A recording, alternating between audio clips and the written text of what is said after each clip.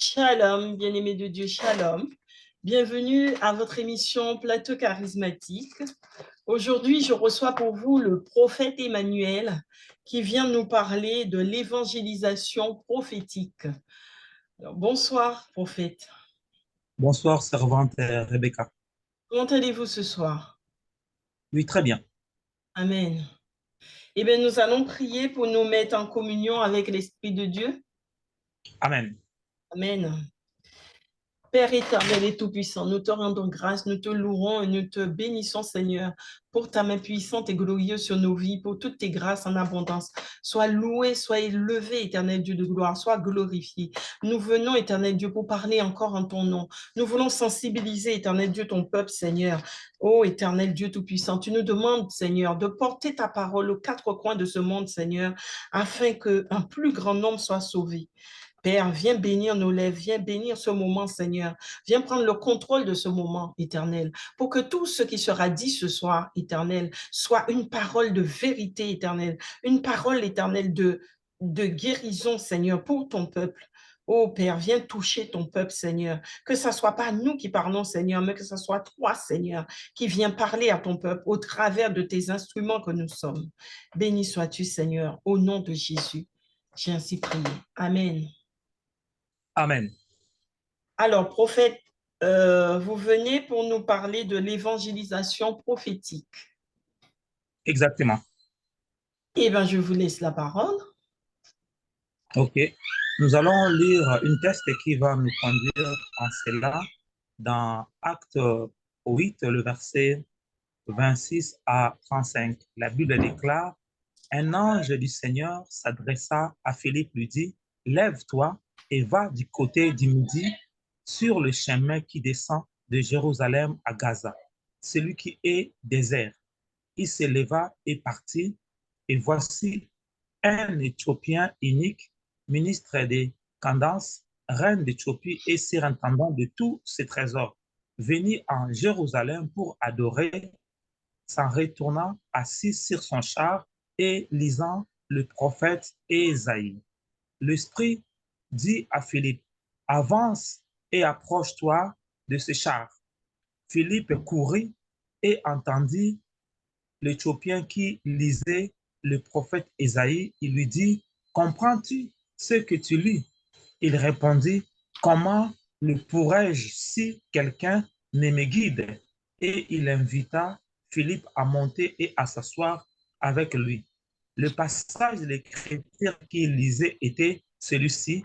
Il a été mené comme une brebis à la boucherie et comme un agneau muet devant celui qui le tondent. Il n'a point ouvert la bouche. Dans son humiliation, son jugement a été levé et sa postérité qui la peindra, car sa vie a été retranchée de la terre. L'unique dit à Philippe, je te prie, de qui le prophète parle-t-il ainsi? Et, et c'est de lui-même ou de quelqu'un autre. Alors Philippe ouvra la bouche et commença par ces passages lui annonçant la bonne nouvelle de Jésus-Christ. Amen. Amen. Nous voyons que l'évangélisation prophétique, c'est quelque chose de très, très important parce que cette évangélisation nous permet réellement d'attraper le gros poisson. Ça nous permet aussi de toucher la moisson qui est déjà mûre. Parce que lorsque nous faisons de façon prophétique, cela veut dire que nous toucherons des personnes qui sont prêtes déjà à récolter, qui ont besoin de la parole de Dieu, qui ont soif de la parole de Dieu, mais qui n'arrivent pas réellement à accéder à cela. Mais nous voyons que dans cette politique, il y avait deux éléments qui étaient là. On voit que le premier élément, Philippe était assis quelque part, il ne savait pas ce qu'il devait faire. Et il déclare, un ange du Seigneur lui est apparu. Un ange peut apparaître physiquement ou bien lui paraître en songe, et il écoute ce que l'ange lui avait dit d'aller dans une rue, la droite, mais sans savoir qu'est-ce qu'il va faire là-bas. Nous voyons que Philippe a obéi d'abord au recommandement que l'ange lui a dit. Lorsqu'il arrive dans l'endroit où l'ange lui avait dit d'arriver, il arrive. C'est là où il voit l'unique Éthiopien qui était dans son char, qui lisait le prophète Ésaïe. Et la Bible déclare, le Saint-Esprit maintenant parle à l'eunuque éthiopienne de suivre cette personne parce que le char était en train de marcher. Donc, nous voyons que l'eunuque éthiopien, le Philippe a exercé ses pas, il a commencé à courir. Or, avant, il marchait normal.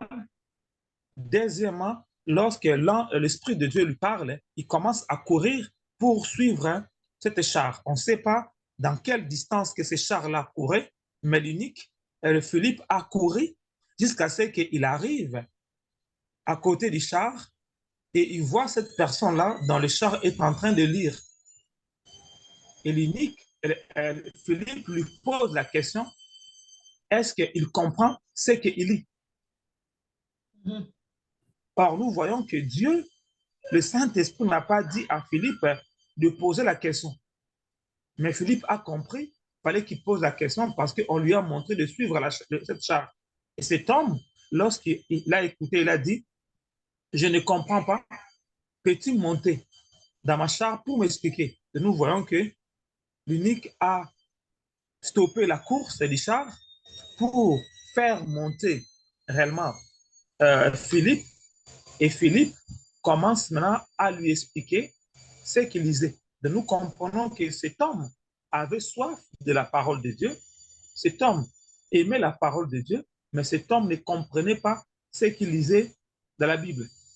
Et nous voyons que beaucoup de gens aujourd'hui, ils lisent la parole de Dieu, mais ils ne comprennent pas parce qu'ils sont dans les logos. Mais lorsque Philippe lui a expliqué, il lui a parlé du rêve, de la révélation, de ce qui s'est passé là. Il lui a parlé de Jésus, qui était cet agneau qu'on devait amener à la boucherie pour mourir pour l'humanité.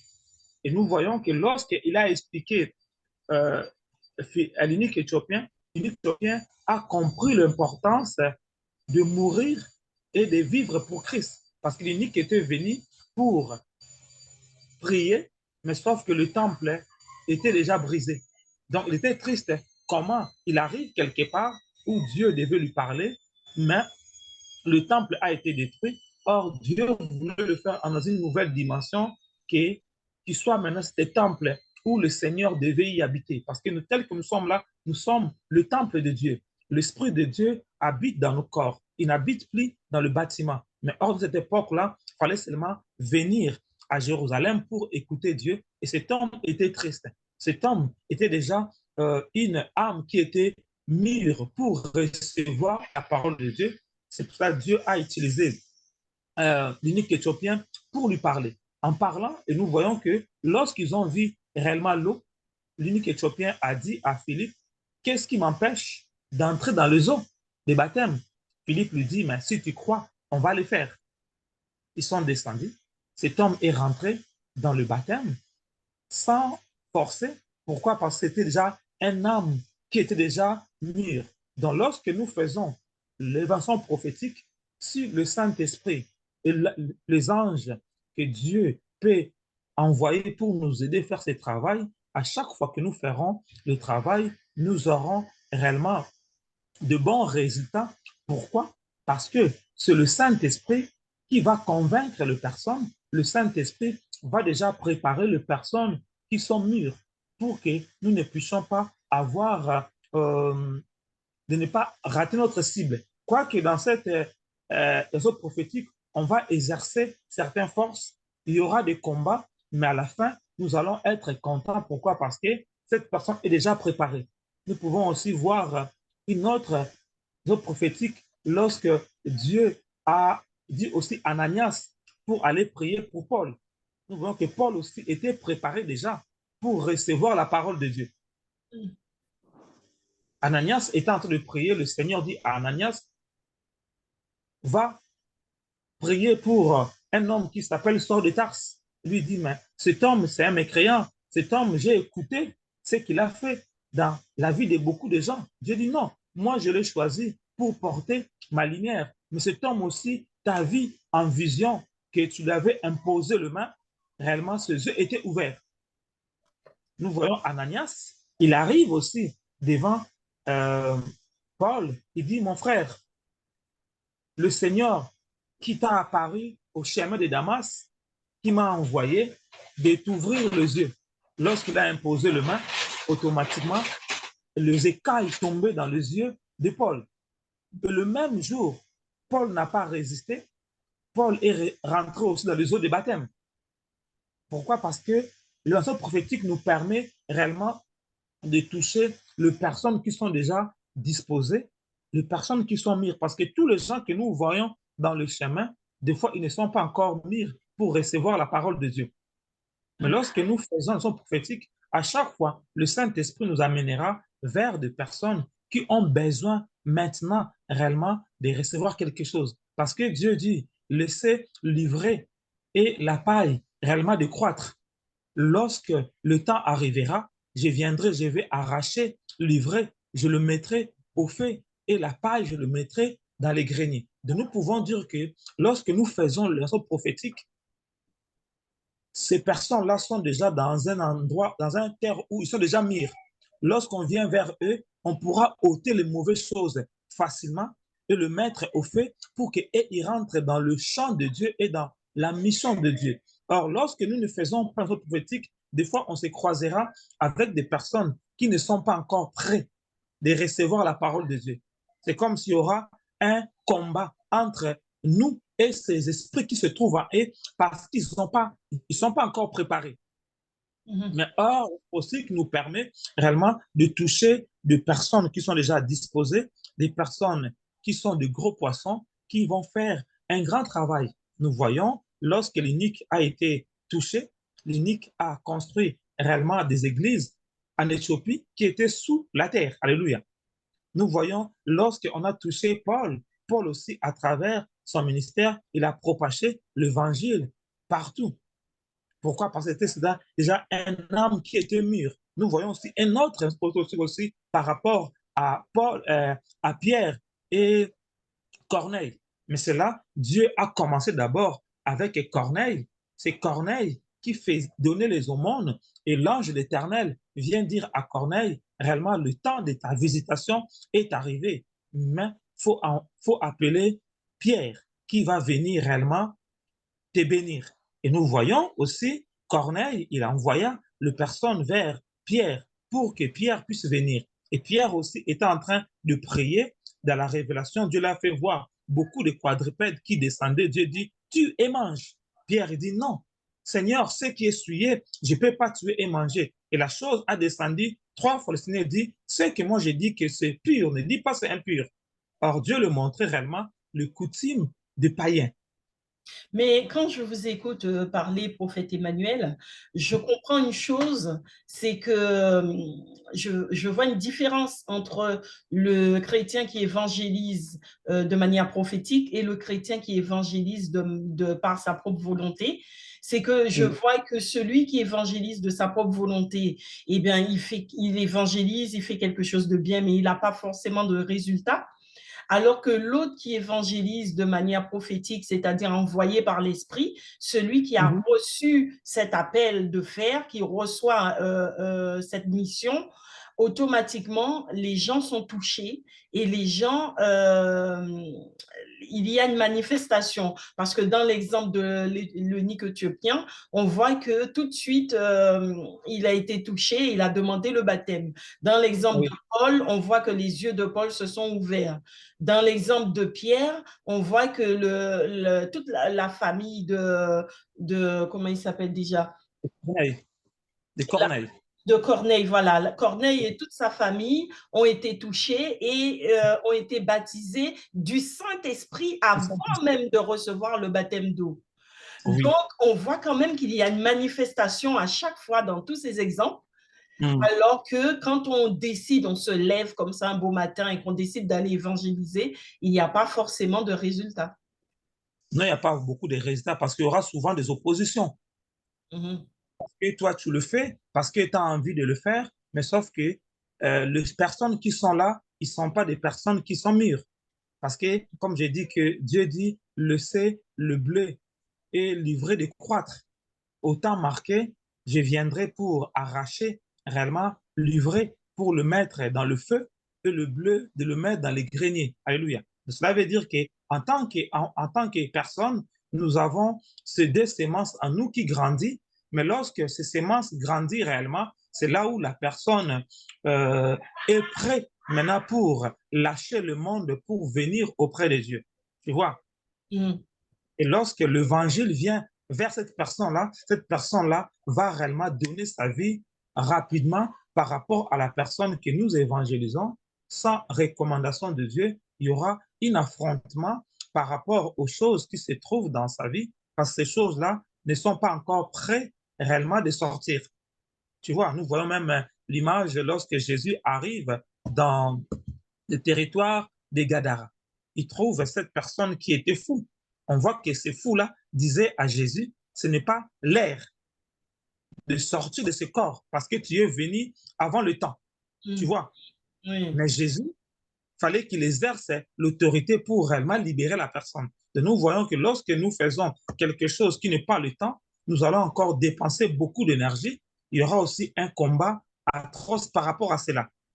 Mais lorsque Dieu nous envoie pour la chose, on va voir que les choses vont être faciles par rapport aux trois cas que nous venons de dire, Mhm. même par rapport aussi au cas de Corneille. Lorsque Pierre est arrivé, Pierre, il a dit, j'ai compris que Dieu fait acception des personnes. Il a parlé et lorsque les gens étaient baptisés, Pierre n'était pas au courant que toutes ces personnes devaient être baptisées comme ça. Pierre dit, mais comment je dois m'opposer au Seigneur? Parce que nous, on a gêné pour avoir ces choses.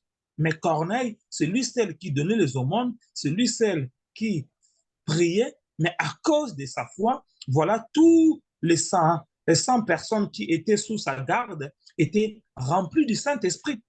Donc, il les a baptisés. Donc, nous voyons que la meilleure manière, lorsque nous faisons cette œuvre prophétique, nous aurons beaucoup de résultats. Mais lorsque nous faisons aussi sans recommandation, on aura moins de résultats, mais on aura aussi de combats. Mais si on n'est pas habitué, on va se dire, mais j'étais allé évangéliser, il n'y a pas de résultats. Des Mhm. fois, ça peut te décourager parce que tu as fait un travail qui n'était pas dans le temps et ça doit prendre du temps pour que ces personnes-là puissent réellement venir par rapport à ce que toi, tu leur dis. Mhm. Mhm. Mhm. Voilà. Mais or, lorsque nous faisons le son prophétique, nous touchons réellement des personnes qui sont déjà mûres, qui ont dans les besoins réellement de connaître quelque chose. Parce que nous voyons pour Paul, il était déjà prêt de changer le côté. Nous voyons aussi pour Corneille, il était déjà là, mais il manque quelque chose. Nous voyons aussi l'autre aussi, l'unique éthiopien aussi, il était venu pour le Seigneur, mais Dieu voulait les faire entrer dans une nouvelle dimension. Mais on voit quand même dans ces trois exemples que le Seigneur avait déjà, bon, c'était des personnes qui étaient préparées, que le Mm. Seigneur lui-même avait déjà préparées, et ensuite il Oui, envoie son serviteur. oui. Parce qu'on peut dire que le Seigneur peut faire un travail dans nos vies, mais il faut toujours qu'il envoie un serviteur parce que lui-même il dit, confiez-vous à l'Éternel, votre Dieu, vous serez affermis à ses serviteurs, vous réussirez. Là, dans 2 Chroniques 20-20. Donc, une personne qui se confie à Dieu, il sera une personne affermie, mais pour qu'il puisse réussir, il doit aussi se confier au serviteur de Dieu. Maintenant, ce serviteur de Dieu qui va se confier, cet serviteur de Dieu, Dieu va déjà déposer quelque chose dans ce serviteur-là pour donner à la personne qui croit en Dieu.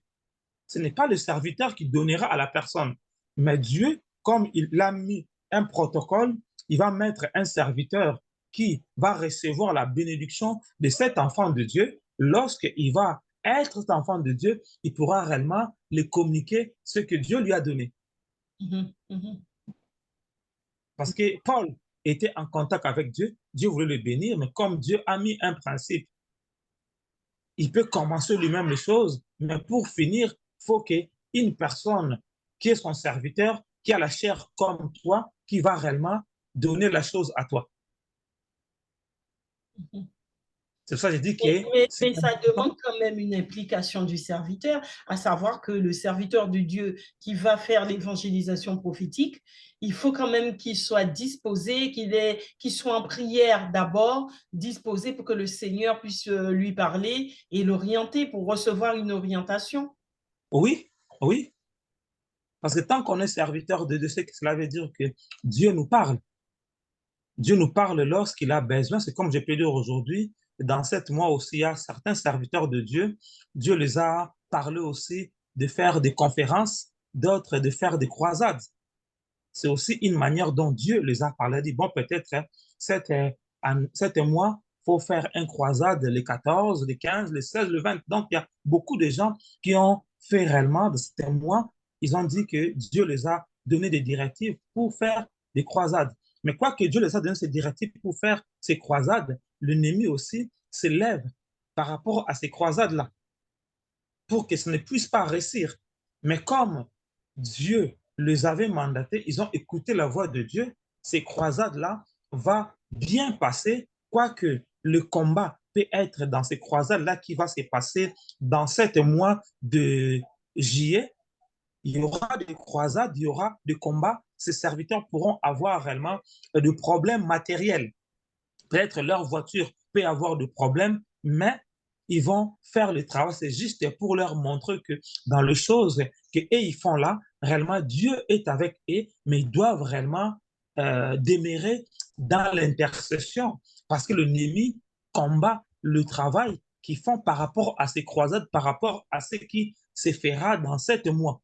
Mais ils doivent savoir qu'ils auront la victoire. Beaucoup des âmes seront réellement gagner par rapport à ça parce qu'il y a des esprits territoriaux qui combattent réellement tous ces croisades qui vont se faire dans 7 mois. Mais Dieu leur donnera la victoire. Et Dieu va les amener dans une nouvelle dimension comme ils combattaient à la terre. Dieu maintenant va les amener de combattre dans les airs pour que les esprits qui les combattaient ne puissent pas avoir l'autorité. Et parce que les esprits qui les combattent, c'est comme des esprits territoriaux de la vision. Dieu me fait voir, c'est comme des lions et des léopards qui sont des esprits territoriaux qui combattent réellement ce travail-là. Et dans ces combats, réellement, ces animaux féroces venaient pour heurter réellement leur ministère, pour réellement les empêcher réellement de faire le travail. Il y avait 2 barrières. Ces barrières-là étaient cassées et ces animaux venaient, mais leur voiture, comme un ministère qui était un peu détruit, mais ça détruisait quand même tous ces animaux. Et après, lorsqu'ils ont pu avoir la capacité de le détruire, c'est là où Dieu l'amène maintenant dans les hauteurs pour avoir la victoire. Et c'est moi, le Seigneur me fait la vision et dit à tous les serviteurs qui vont faire dans 7 mois, qu'ils auront des combats, mais dans ces combats-là, Dieu va les amener dans une nouvelle dimension. Comme Dieu dit, il nous fait asseoir dans le lieu céleste avec Christ pour que nous puissions avoir la victoire sur toutes les choses.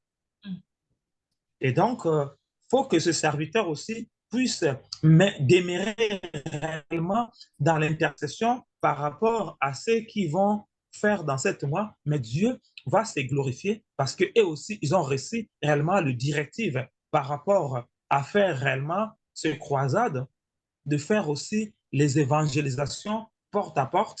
Dieu sera avec eux. Mhm. Bien. Voilà un peu le message que Dieu veut que nous puissions donner à tous les serviteurs qui ont organisé dans 7 mois de juin des croisades d'évangélisation. Le combat est là, mais Dieu les rassure qu'ils auront la victoire. Mais dans ce combat-là, Dieu les amènera encore dans une autre dimension. Il peut y avoir des problèmes des matériels qui seront détruits, mais leur vie ne sera pas touchée, mais ils vont réellement faire un bon travail et les âmes seront réellement sauvées. Et je pense à cela comme la Bible déclare aussi l'apôtre Paul lorsqu'il était en bateau, lorsqu'il allait vers l'île de Malte. Nous voyons qu'il y avait une tempête qui soufflait sur le bateau et l'apôtre Paul dit, l'ange qui est avec moi, il dit qu'il y aura seulement le pêtre de matériel, mais il n'y aura personne qui va mourir. Et ces hommes étaient réellement stupéfiés. Ils ont commencé à jeter les affaires dans l'eau, mais lorsque le vent était, le bateau était cassé, mais aucune personne était morte. Ils sont arrivés aussi à l'île de Malte. Et là aussi, le serpent a voulu encore mordre l'apôtre Paul, mais le serpent n'a pas pu avoir l'autorité. L'apôtre Paul a secoué réellement cet serpent dans le feu.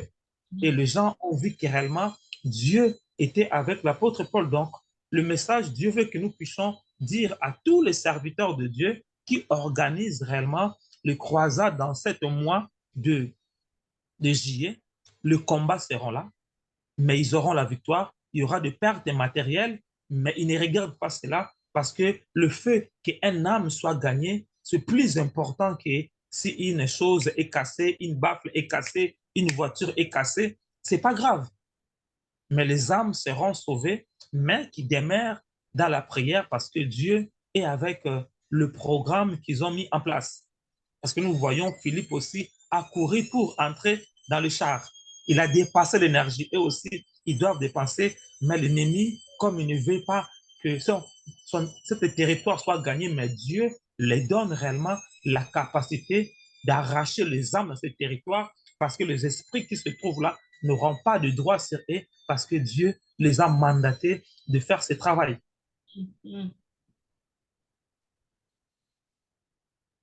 D'accord. Donc, en quelque sorte, on est, en fait, si j'ai bien compris, prophète Emmanuel, parce qu'il y a un autre serviteur qui disait, avec qui j'étais en émission, qui disait que le Seigneur demande à ce qu'il y ait beaucoup d'évangélisation de fait, que les chrétiens se réveillent, que les chrétiens évangélisent, fassent connaître sa parole. Et là, vous êtes en train de dire la même chose. Donc, en fait, le message prophétique des temps à venir, c'est vraiment axé, tourné sur l'évangélisation pour gagner un maximum d'âmes. Oui, normalement, comme on peut dire aussi déjà, lorsqu'on regarde notre veillée pour passer de 2023, on avait dit que Dieu a dit d'aller chercher les âmes parce qu'il avait appelé ses amis. Les amis n'ont pas voulu. Il a dit aux serviteurs, allez dans le rond-point partout, appelez-moi ces âmes-là parce que j'ai organisé une fête. Pourquoi? Parce que la mort est dehors. Il faut que nous puissions arracher ces personnes-là pour qu'ils viennent au Seigneur. Comme on peut voir ce qui s'est passé réellement en France, c'est que la France est déjà mûre pour l'évangélisation. Il faut que nous puissions aller toucher ces personnes-là parce que la France est mûre, mais beaucoup de gens restent encore dans leur maison. Mais nous savons que la meilleure des choses, si Jésus était mort pour que nous puissions gagner des âmes, parce que lorsqu'un âme est sauvée, il y a une fête au ciel dont nous pouvons être ces personnes qui doivent permettre réellement chaque jour que nous puissions gagner des âmes, même demander à Dieu, Seigneur, aide-moi à savoir les âmes qui sont mûres pour que je puisse être devant et pour leur parler de Dieu. Maintenant, lorsque nous prions comme ça, c'est là où le Seigneur va maintenant venir auprès de nous parce que nous avons cet désir ardent de toucher les âmes qui sont mûres et le Seigneur viendra nous parler. On peut être assis dans le train, Dieu nous parle, la personne qui est là va lui parler de Dieu, dis-lui le problème qu'il a et parle-lui que je l'aime. Et Dieu va le faire, mais déjà, ça commence déjà par rapport à nous-mêmes, enfants de Dieu, de commencer à dire, Seigneur, montre-moi les âmes qui sont mûres pour que lorsque je parlerai de ta part, qu'ils puissent donner leur vie à Dieu, qu'ils puissent entrer dans les choses à laquelle toi, tu prépares pour eux. Maintenant, en priant comme ça, maintenant, le Seigneur va maintenant venir vers toi pour te parler, pour te dire des personnes qui sont à côté de toi. Peut-être il y a un voisin qui est à côté de toi, il a besoin du Seigneur, mais il a un problème. Ce problème-là, peut-être la médecine n'arrive pas. Dieu va te révéler son problème. Il vient te tape à la porte, il dit, ah voisine, comment tu vas? Comment va ton enfant? Ah, mon enfant, là, il est à l'hôpital. Ah, mais le Seigneur m'avait dit que ton enfant, là, le Seigneur va le guérir. Il est étonné parce qu'il n'avait pas dit à une personne que son enfant était malade, qu'il avait un problème sérieux. Vous partez, vous priez, l'enfant est guéri, il donne sa vie à Christ directement.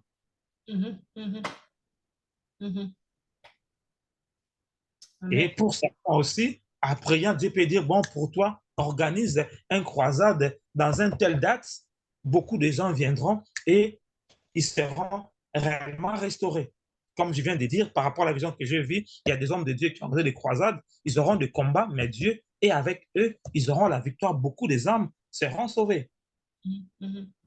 Donc, Dieu va utiliser chacun selon ses capacités. D'autres, ils vont faire des croisades, d'autres dans le train. Le Seigneur pourra leur dire, bon, tel qui était là, commence seulement à dire que Jésus vous aime, alors qu'ils n'avaient pas cette idée-là. Ils partaient le matin réellement au travail ou bien à l'école ou bien en vacances. Et le Saint-Esprit lui dit, cette dame-là qui est là-bas va lui parler que je l'aime.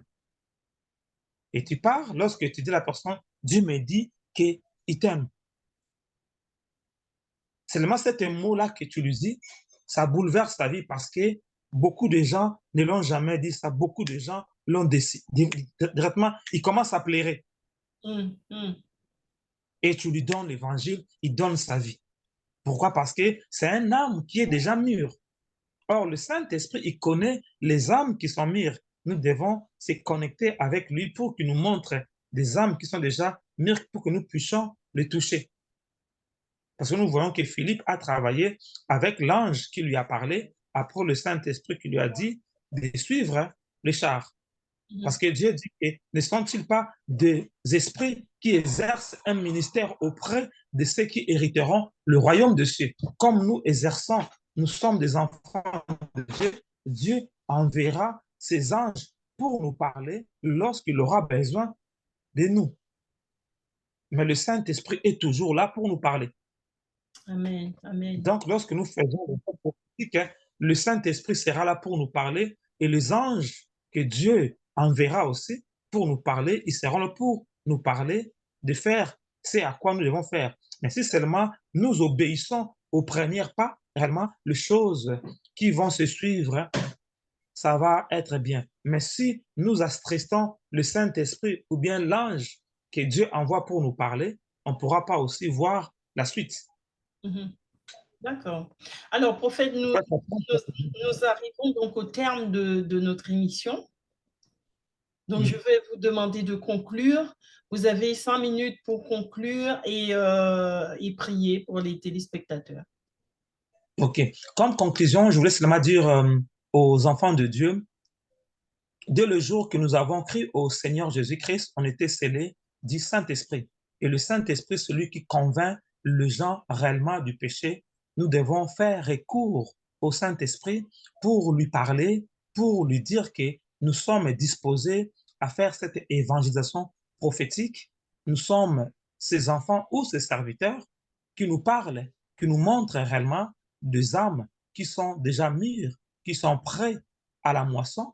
Et en faisant cette démarche, le Saint-Esprit viendra et il te montrera, il t'ouvrira les oreilles, il t'ouvrira les yeux, la manière dont il voudra et il t'utilisera pour que tu sois cette personne qui va réjouir le trône du Seigneur chaque fois lorsque tu gagneras des âmes. Parce que lorsqu'un âme est gagnée, il y a une fête au ciel et réellement, Satan n'aura pas le droit sur cette personne-là. Mais Dieu veut seulement que dans cette démarche-là, lorsque lui, il va te parler, tu puisses obéir. En obéissant, c'est là où d'autres choses pourront encore se manifester. Nous allons prier. Amen. Seigneur, je prie, oh mon Dieu, mon roi, toi le véritable Dieu, toi qui veux que nous puissions réellement entrer dans cette évangélisation prophétique, toi qui envoies le Saint-Esprit pour nous aider à faire ce travail, toi qui envoies aussi tes anges, car tu dis que tes anges exercent un ministère auprès de ceux qui hériteront le royaume de cieux. Père, nous croyons alors que ton peuple hérite le royaume de cieux. Merci parce que tu déploies les anges, oh mon Dieu, mon roi, que toi tu veux pour aider mon frère, pour aider ma soeur dans cette évangélisation prophétique au nom de Jésus. Ma prière que tu ouvres les yeux de mon frère, de ma soeur, tu ouvres les oreilles, tu ouvres les 5 sens pour qu'il soit sensible à l'écoute de l'Esprit de Dieu, qu'il soit sensible à l'écoute des anges que toi, tu pourras envoyer dans le nom puissant de Jésus. Et je prie, oh mon Dieu, par rapport à tous ces serviteurs de Dieu qui ont préparé de croisade et les 7 mois, oh mon Dieu, là où l'ennemi s'élève comme de bêtes féroces pour protéger son territoire, pour empêcher que les âmes qui sont sous leur contrôle ne puissent pas réellement être arrachées. Comme tu as dit dans ta parole, tu nous envoies au milieu des loups, d'être prudents comme des serpents et doux comme la colombe. Je prie, oh mon Dieu, mon roi, que tout ce que l'ennemi avait préparé dans 7 mois pour combattre toute forme d'évangélisation prophétique. Je prie maintenant que ce pouvoir soit brisé au nom puissant de Jésus-Christ. Et je prie par rapport à tous ces croisades, oh mon Dieu, mon roi, qui se trouvent, qui vont sans moi, oh mon Dieu, mon roi, que c'est que toi, tu avais montré, c'est que toi, tu avais arrêté, que cela puisse être oui et amen, que le diable puisse pas avoir l'avantage, que la victoire soit pour ton peuple, dans le nom puissant de Jésus-Christ. Père, je prie maintenant, un vent de l'ordre prophétique soit soufflé dans le monde entier pour que lorsque ton peuple entrera réellement dans le champ, qu'il puisse arracher les âmes que toi tu as prédestinées pour 7 mois, pour 7 temps, dans le nom puissant de Jésus-Christ. Continue d'opérer dans leur vie au nom puissant, que toutes ces personnes qui feront réellement ce prière, Père, viens maintenant, réponds-les et commence à leur parler. Parce que tu étais mort à la croix pour que nous tous, nous puissions avoir une relation personnelle avec toi. Père, ma prière, oh mon Dieu, mon roi, que mon frère, ma sœur puissent avoir une relation personnelle, une intimité avec toi, dans le nom puissant et glorieux de Jésus-Christ de Nazareth. Amen. Amen, amen, amen. Alors, prophète, c'était vraiment très bien. C'était une émission très pertinente. Je pense que plus d'un pourra se retrouver là-dedans. Et surtout, tous les conseils que vous donnez pour l'évangélisation. J'ai retenu une chose, c'est qu'on doit prier, rentrer en prière pour recevoir une orientation du Seigneur et afin que Amen. l'évangélisation soit plus pertinente et qu'il y ait des âmes touchées. Donc, Amen. merci pour ce conseil et j'invite tous les téléspectateurs à faire passer l'émission de la même manière que vous êtes bénis. Bénissez aussi les autres en leur faisant connaître l'émission Plateau Charismatique, en passant les émissions pour qu'eux aussi puissent être instruits de comment évangéliser. Je vous dis à bientôt, Amen. prophète. À bientôt, servante Rebecca Martin. Amen.